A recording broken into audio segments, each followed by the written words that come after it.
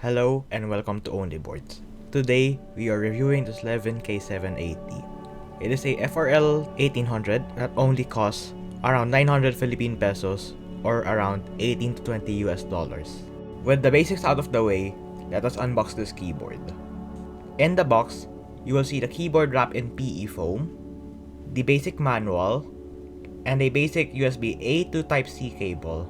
The colorway I got is called the black-white colorway. It has black letters, white modifier keys, and some orange accents.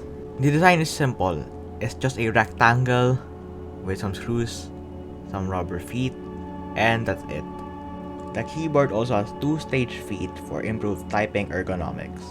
The build quality is what I can consider very cheap. It's flimsy, luckily has no creaks and noises like that, but honestly, add a way to make it heavier. It will definitely improve your typing experience in every possible way. Here's a sound test.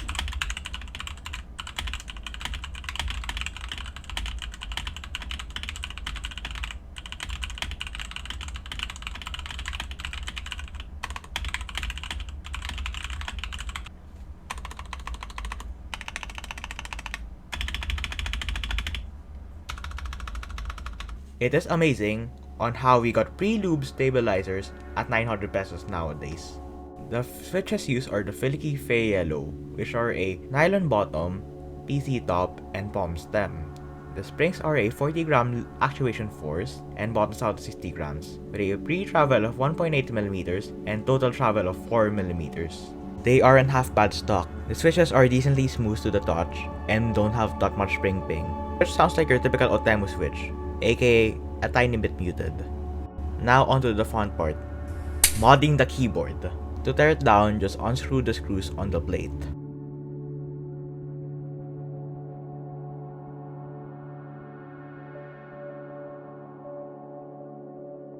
Anyway, here's a time lapse of me trying to make the silicone pour. As it was my first time, I bought too little silicone solution and had to try my best with whatever I had.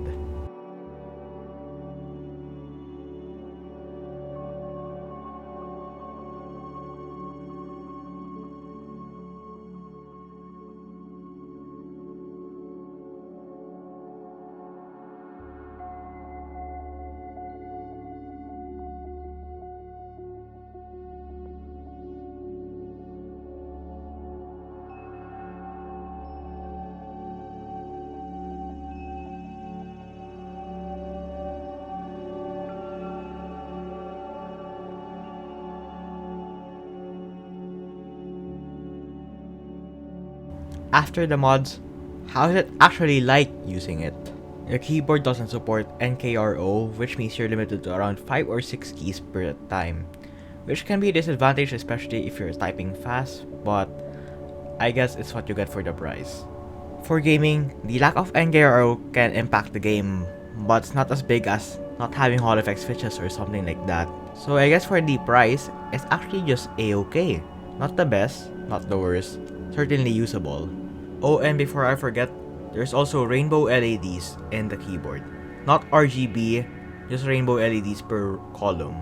Here's a sample of what each light mode can do.